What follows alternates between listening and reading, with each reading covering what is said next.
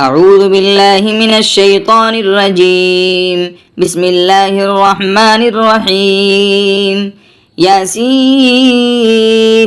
والقرآن الحكيم إنك لمن المرسلين على صراط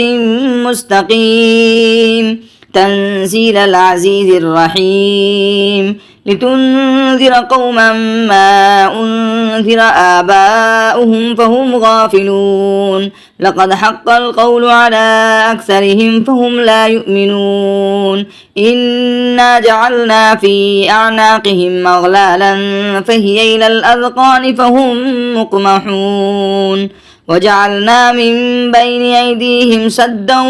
ومن خلفهم سدا فأغشيناهم فهم لا يبصرون وسواء عليهم أأنذرتهم أم لم تنذرهم لا يؤمنون إنما تنذر من اتبع الذكر وخشي الرحمن بالغيب فبشره بمغفرة وأجر كريم إنا نحن نحيي الموتى ونكتب ما قدموا وآثارهم وكل شيء أحصيناه في إمام مبين واضرب لهم مثلا أصحاب القرية إذ جاءها المرسلون إذ أرسلنا إليهم اثنين فكذبوهما فعززنا بثالث فقالوا إنا إليكم مرسلون قالوا ما أنتم إلا بشر مثلنا وما أنزل الرحمن من شيء إن أنتم إلا تكذبون قالوا ربنا يعلم إنا إليكم لمرسلون وما علينا إلا البلاغ المبين قالوا إنا تطيرنا بكم لئن لم تنتهوا لنرجمنكم وليمسنكم منا عذاب أليم قالوا طائركم معكم إن ذكرتم بل أنتم قوم مسرفون وجاء من أقصى المدينة رجل يسعى قال يا قوم اتبعوا المرسلين اتبعوا من لا يسألكم أجرا وهم مهتدون وما لي لا أعبد الذي فطرني وإليه ترجعون أتخذ من دونه آلهة إن يردني الرحمن بضر لا تغني عني شفاعتهم شيئا ولا ينقذون إني إذا لفي ضلال مبين إني آمنت بربكم فاسمعون قيل ادخل الجنة قال يا ليت قومي يعلمون بما غفر لي ربي وجعلني من المكرمين وما أنزلنا على قومه من بعده من جند من السماء وما كنا منزلين إن كانت إلا صيحة واحدة فإذا هم خامدون يا حسرة على العباد ما يأتيهم من رسول إلا كانوا به يستهزئون ألم يروا كم أهلكنا قبلهم من القرون أنهم إليهم لا يرجعون وإن كل لما جميع لدينا محضرون وآية لهم الأرض الميتة أحييناها وأخرجنا منها حبا فمنه يأكلون وجعلنا فيها جنات من نخيل وأعناب وفجرنا فيها من العيون ليأكلوا من ثمره وما عملته أيديهم أفلا يشكرون سبحان الذي خلق الأزواج كلها مما تنبت الأرض ومن أنفسهم ومما لا يعلمون وآية لهم الليل نسلخ منه النهار فإذا هم مظلمون والشمس تجري لمستقر لها ذلك تقدير العزيز العليم والقمر قدرناه منازل حتى عاد كالعرجون القديم لا الشمس ينبغي لها أن تدرك القمر ولا الليل سابق النهار وكل في فلك يسبحون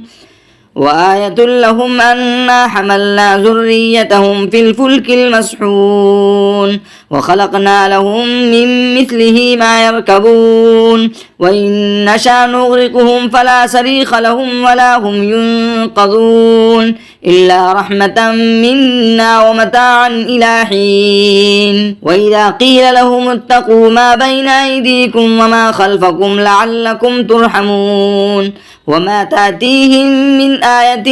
من آيات ربهم إلا كانوا عنها معرضين. وإذا قيل لهم أنفقوا مما رزقكم الله قال الذين كفروا للذين آمنوا ونطعم من لو يشاء الله أطعمه إن أنتم إلا في ضلال مبين. ويقولون متى هذا الوعد إن كنتم صادقين ما ينظرون إلا صيحة واحدة تأخذهم وهم يخصمون فلا يستطيعون توصية ولا إلى أهلهم يرجعون. ونفخ في السور فإذا هم من الأجداث إلى ربهم ينسلون قالوا يا ويلنا من بعثنا من مرقدنا هذا ما وعد الرحمن وصدق المرسلون إن كانت إلا صيحة واحدة فإذا هم جميع لدينا محضرون فاليوم لا تظلم نفس شيئا ولا تجزون إلا ما كنتم تعملون إن أصحاب الجنة اليوم في شغل فاكهون هم وأزواجهم في ظلال على الأرائك متكئون لهم فيها فاكهة ولهم ما يدعون سلام قولا من رب رحيم. وامتازوا اليوم أيها المجرمون ألم عاهد إليكم يا بني آدم ألا تعبدوا الشيطان إنه لكم عدو مبين وأن اعبدوني هذا صراط مستقيم. ولقد أضل منكم جبلا كثيرا فلم تكونوا تعقلون هذه جهنم التي كنتم توعدون اصلوها اليوم بما كنتم تكفرون. اليوم نختم على أفواههم وتكلمنا أيديهم وتشهد أرجلهم بما كانوا يكسبون ولو نشاء لطمسنا على أعينهم فاستبقوا الصراط فأنى يبصرون ولو نشاء لمسخناهم على مكانتهم فما استطاعوا مضيا ولا يرجعون ومن نعمره ننكسه في الخلق أفلا يعقلون وما علمناه الشعر وما ينبغي له إن هو إلا ذكر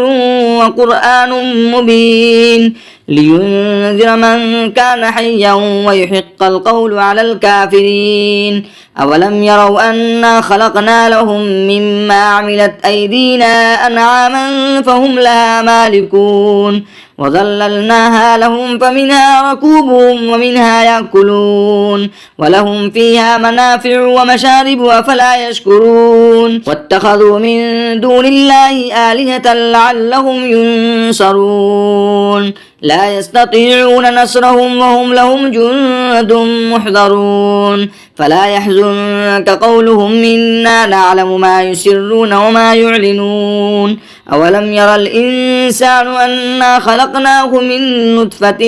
فإذا هو خصيم مبين وضرب لنا مثلا ونسي خلقه قال من يحيي العظام وهي رميم قل يحييها الذي أنشاها أول مرة وهو بكل خلق عليم الذي جعل لكم من الشجر الأخضر نارا فإذا أنتم منه توقدون أوليس الذي خلق السماوات والأرض بقادر على أن يخلق مثلهم بلى وهو الخلاق العليم. إنما أمره إذا أراد شيئا أن يقول له كن فيكون فسبحان الذي بيده ملكوت كل شيء وإليه ترجعون. صدق الله العظيم. أعوذ بالله من الشيطان الرجيم. بسم الله الرحمن الرحيم. إذا وقعت الواقعة ليس لوقعتها كاذبة خافضة رافعة إذا رجت الأرض رجا وبست الجبال بسا فكانت هباء منبثا وكنتم أزواجا ثلاثا فأصحاب الميمنة ما أصحاب الميمنة وأصحاب المشأمة ما أصحاب المشأمة والسابقون السابقون أولئك المقربون في جنات النعيم ثلة من الأولين وقليل من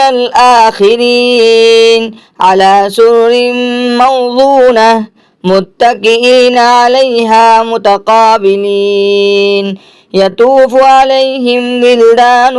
مخلدون بأكواب وأباريق وكأس من معين لا يصدعون عنها ولا ينزفون وفاكهة مما يتخيرون ولحم طير مما يشتهون وحور عين كأمثال اللؤلؤ المكنون جزاء بما كانوا يعملون لا يسمعون فيها لغوا ولا تأثيما إلا قيلا سلاما سلاما وأصحاب اليمين ما أصحاب اليمين في سدر مخضود وطلح منضود وظل ممدود وماء مسكوب وفاكهة كثيرة لا مقطوعة ولا ممنوعة وفرش مرفوعة إنا أنشأناهن إنشاء فجعلناهن أبكارا عربا أترابا لأصحاب اليمين سلة من الأولين وسلة من الآخرين وأصحاب الشمال ما أصحاب الشمال في سموم وحميم وظل من يحموم لا بارد ولا كريم إنهم كانوا قبل ذلك مترفين وكانوا يصرون على الحنث العظيم وكانوا يقولون أئذا متنا وكنا ترابا وعظاما أئنا لمبعوثون أو آباؤنا الأولون قل إن الأولين والآخرين لمجموعون إلى ميقات يوم معلوم ثم إنكم أيها الضالون المكذبون لآكلون من شجر من زقوم فمالئون منها البطون فشاربون عليه من الحميم فشاربون شرب الهيم هذا نزلهم يوم الدين نحن خلقناكم فلولا تصدقون أفرأيتم ما تمنون أأنتم تخلقونه أم نحن الخالقون نحن قدرنا بينكم الموت وما نحن بمسبوقين على أن نبدل أمثالكم وننشئكم فيما لا تعلمون ولقد علمتم النشأة الأولى فلولا تذكرون أفرأيتم ما تحرثون أأنتم تزرعونه أم نحن الزارعون لو نشاء لجعلناه حطاما فظلتم تفكهون إنا لمغرمون بل نحن محرومون أفرأيتم الماء الذي تشربون أنتم أنزلتموه من المزن أم نحن المنزلون لو نشاء جعلناه جاجا فلولا تشكرون أفرأيتم النار التي تورون أنتم أنشأتم شجرتها أم نحن المنشئون نحن جعلناها تذكرة ومتاعا للمقوين فسبح باسم ربك العظيم فلا أقسم بمواقع النجوم وإنه لقسم لو تعلمون عظيم إنه لقرآن كريم في كتاب مكنون لا يمسه إلا المطهرون تنزيل من رب العالمين أفبهذا الحديث أنتم مدهنون وتجعلون رزقكم أنكم تكذبون فلولا إذا بلغت الحلقوم وأنتم حينئذ تنظرون ونحن أقرب إليه منكم ولكن لا تبصرون فلولا إن كنتم غير مدينين ترجعونها إن كنتم صادقين فأما إن كان من المقربين فروح وريحان وجنة نعيم وأما إن كان من أصحاب اليمين فسلام لك من أصحاب اليمين وأما إن كان من المكذبين الضالين فنزل من حميم وتصلية جحيم إن هذا لهو حق اليقين فسبح باسم ربك العظيم صدق الله العظيم أعوذ بالله من الشيطان الرجيم بسم الله الرحمن الرحيم تبارك الذي بيده الملك وهو على كل شيء قدير الذي خلق الموت والحياة ليبلوكم أيكم أحسن عملا وهو العزيز الغفور الذي خلق 7 سماوات طباقا ما ترى في خلق الرحمن من تفاوت فارجع البصر هل ترى من فطور ثم ارجع البصر كرتين ينقلب إليك البصر خاشعا وهو حسير ولقد زينا السماء الدنيا بمصابيح وجعلناها رجوما للشياطين وأعتدنا لهم عذاب السعير وللذين كفروا بربهم عذاب جهنم وبئس المصير إذا ألقوا فيها سمعوا لها شهيقا وهي تفور تكاد تميز من الغيظ كلما ألقي فيها فوج سألهم خزنتها ألم يأتكم نذير قالوا بلى قد جاءنا نذير فكذبنا وقلنا ما نزل الله من شيء إن أنتم إلا في ضلال كبير وقالوا لو كنا نسمع أو نعقل ما كنا في أصحاب السعير فاعترفوا بذنبهم فسحقا لأصحاب السعير إن الذين يخشون ربهم بالغيب لهم مغفرة وأجر كبير وأسروا قولكم أو اجهروا به إنه عليم بذات الصدور ألا يعلم من خلق وهو اللطيف الخبير هو الذي جعل لكم الأرض ذلولا فامشوا في مناكبها وكلوا من رزقه وإليه النشور آمنتم من في السماء أن يخسف بكم الأرض فإذا هي تمور أم أمنتم من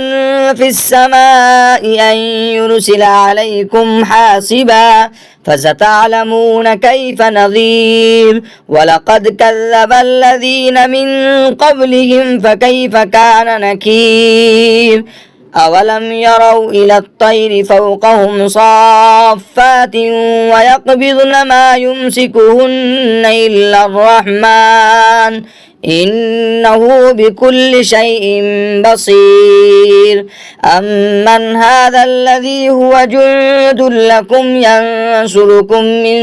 دون الرحمن إن الكافرون إلا في غرور أمن هذا الذي يرزقكم من أمسك رزقه بل لجوا في عتو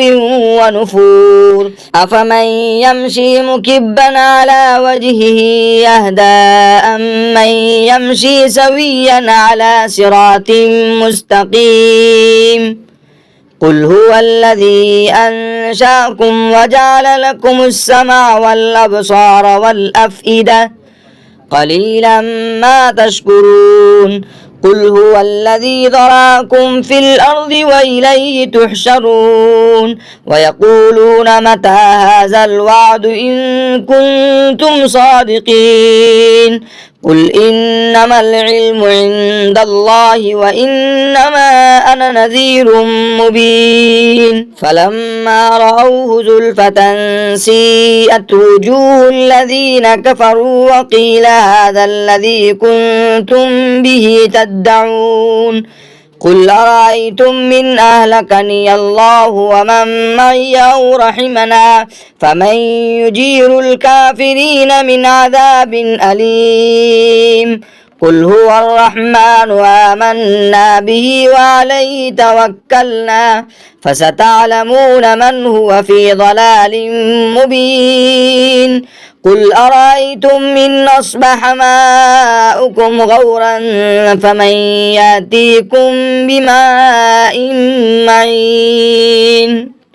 صدق الله العظيم الله الرحمن الرحيم الرحمن علم القرآن خلق الإنسان علمه البيان الشمس والقمر بحسبان والنجم والشجر يسجدان والسماء رفعها ووضع الميزان ألا تطغوا في الميزان وأقيموا الوزن بالقسط ولا تخسروا الميزان والأرض وضعها للأنام فيها فاكهة والنخل ذات الأكمام والحب ذو العصف والريحان فبأي آلاء ربكما تكذبان خلق الإنسان من صلصال كالفخار وخلق الجان من مارج من نار فبأي آلاء ربكما تكذبان رب المشرقين ورب المغربين فبأي آلاء ربكما تكذبان مرج البحرين يلتقيان بينهما برزخ لا يبغيان فبأي آلاء ربكما تكذبان يخرج منهما اللؤلؤ والمرجان فبأي آلاء ربكما تكذبان وله الجوار المنشآت في البحر كالأعلام فبأي آلاء ربكما تكذبان كل من عليها فان ويبقى وجه ربك ذو الجلال والإكرام فبأي آلاء ربكما تكذبان يسأله من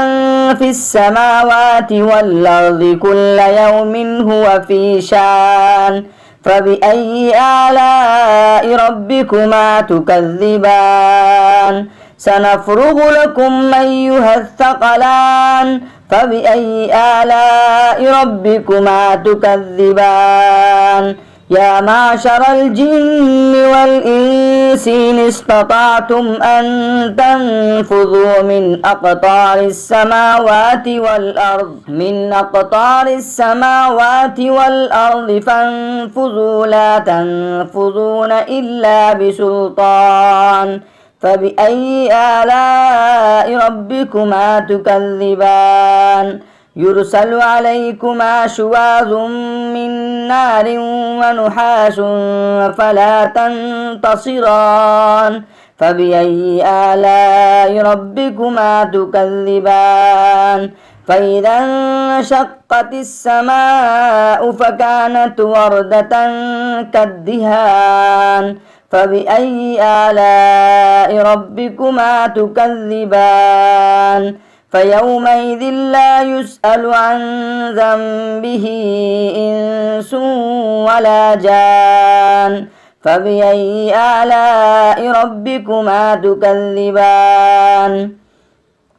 يعرف المجرمون بسيماهم فيؤخذ بالنواصي والأقدام فبأي آلاء ربكما تكذبان هذه جهنم التي يكذب بها المجرمون يطوفون بينها وبين حميم آن فبأي آلاء ربكما تكذبان ولمن خاف مقام ربه جنتان فبأي آلاء ربكما تكذبان ذواتا أفنان فبأي آلاء ربكما تكذبان فيهما عينان تجريان فبأي آلاء ربكما تكذبان فيهما من كل فاكهة زوجان فبأي آلاء ربكما تكذبان متكئين على فرش بطائنها من استبرق وجنى الجنتين دان فبأي آلاء ربكما تكذبان فيهن قاصرات الطرف لم يطمسهن إنس قبلهم ولا جان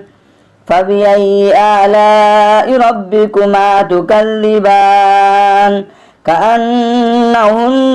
الياقوت والمرجان فبأي آلاء ربكما تكذبان هل جزاء الإحسان إلا الإحسان فبأي آلاء ربكما تكذبان ومن دونهما جنتان فبأي آلاء ربكما تكذبان مدهامتان فبأي آلاء ربكما تكذبان فيهما عينان نضاختان فبأي آلاء ربكما تكذبان فيهما فاكهة ونخل ورمان فبأي آلاء ربكما تكذبان فيهن خيرات حسان فبأي آلاء ربكما تكذبان حور مقصورات في الخيام فبأي آلاء ربكما تكذبان لم يطمسهن إنس قبلهم ولا جان فبأي آلاء ربكما تكذبان متكئين على رفرف خزر وأبقري حسان فبأي آلاء ربكما تكذبان تبارك اسم ربك ذي الجلال والإكرام صدق الله العظيم.